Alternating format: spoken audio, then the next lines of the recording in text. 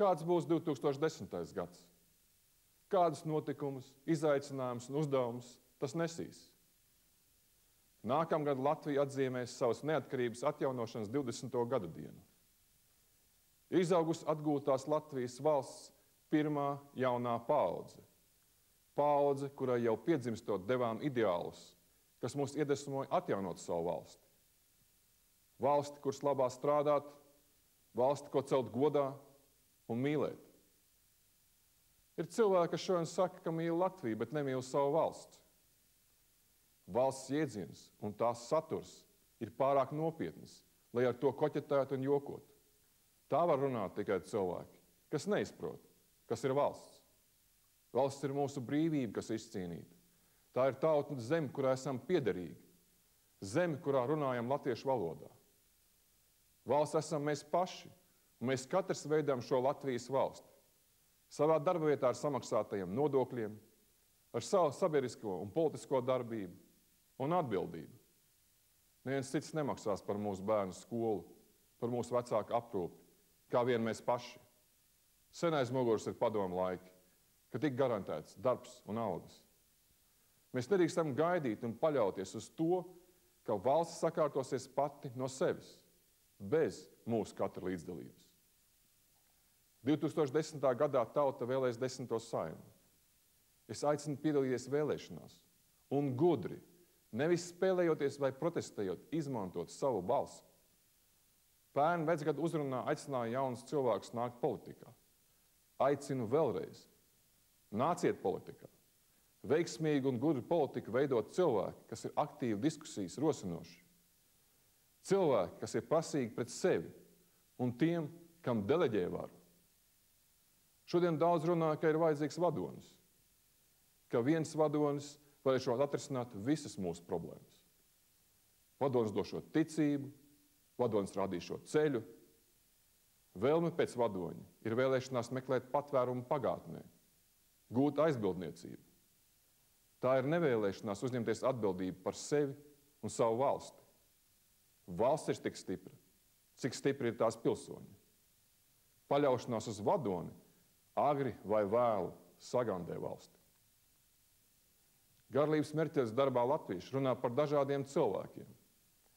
Viens iet pa ceļu, bet nevis tur, kur pats vēlās, bet kur dodās vairākums. Turpretī cits nogriežas no liela ceļa. Dodas pats sevis izvēlētā virzienā, noguris apstājās, novērtē, ko ar savām pūlēm paveicis, un tad stingrā gaitā turpina tuvoties savam mērķim. Šiem sava ceļa gājējiem nav vajadzīgi vadoņi. Šie cilvēki apzinās savu iekšējo brīvību. Viņi ir brīvi savā izvēlē, savās domās, savā darbībā. Patiesa brīvība pieprasa atbildību. Vispirms pēc sevi. Tā ir mūsu kopējās brīvības cena. Mums šodien ir vajadzīgi atbildīgi valsts vīri, nevis vadoņi. Valsts vīri, kas atrod pareizo ceļu, rodot iedvesmu brīvu cilvēku pārliecībā, mērķa apziņā, iekšējā spēkā un brīvībā. Vadonismam atstāsim vietu uz teātras skatuves, nevis dzīvē. Latvijas tauta. Nākamais gads būs valsts tiesiskā brieduma pārbaudes laiks. Būs jāizvirza un jāapstiprina amatā ģenerāla prokurors, jāpilnveido tiesnešu iecelšanas kārtība, kuras trūkumi izgaismojās aizejošajā gadā. Tikai spēcīga un neatkarīga tiesu vara ir patiesi tiesisks valsts pamats. Iepriekšējās Saeimas vēlēšanas parādīja vairākas nepilnības, gan priekšvēlēšana aģitācijas, gan politisko partiju finansēšanas kārtībā. Daži trūkumi ir novērsti, taču viss vēl nav padarīts. Tuvojoties Saeimas vēlēšanām, mums joprojām nav skaidrības par iepriekšējo vēlēšanu kampaņu pārkāpumiem.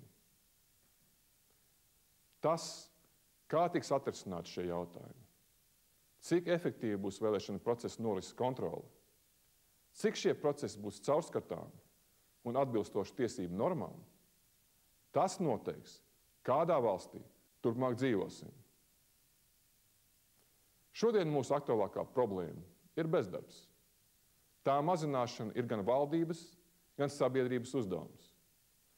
Valdībai ir jārada priekšnoteikumi ekonomikas stimulēšanai.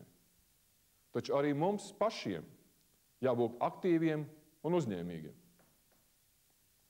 Es savu pilnvaru robežās turpināšu palīdzēt mūsu uzņēmējiem apgūt jaunus tirgus. Aicināšu uzņēmējus piedalīties ārvalstu vizītēs un starptautiskos biznesa fórumos. Es turpināšu veicināt uzņēmēju un sociālā partneru dialogu ar valdību. Politiskā stabilitāte, tiesiskuma nodrošināšana un nodarbinātība ir manas nākamā gada prioritātes. Mīļie draugi, 2010. gads prasīs daudz spēka un darba. Esmu pārliecināts, ka esam tam gatavi. Mūsu sasniegumi, mūsu darba augļi būs tie, kas vairos mūsos cerību un pašapziņu. Mums ir pa spēkam izaicinājumi, jo esam izglītota, gudra un sīksta tauta. Nākamais gads būs arī skaista notikumu gads. Jutīsim līdzi saviem olimpiešiem, kopā sadziedāsimies skolēnu dziesmu un deju svētkos. Jaunajā gadā būsim vienoti un atbalstīsim viens otru. Kopā meklēsim spēku mūsu tautas kultūrā. Tās saknes ir tik dziļas un spēcīgas, ka spēj radīt nevien spilgtus mākslas darbus, bet arī piepildīt mūsu katra dzīvi ar skaistām izjūtām, radošām idejām un pārliecību par savām spējām. Jaunajā gadā novēlu jums visiem sasniegt savus mērķus. Novēlu daudz mīlestības katrā ģimenē, katrā sirdī. Laimīgu jums jauno gadu!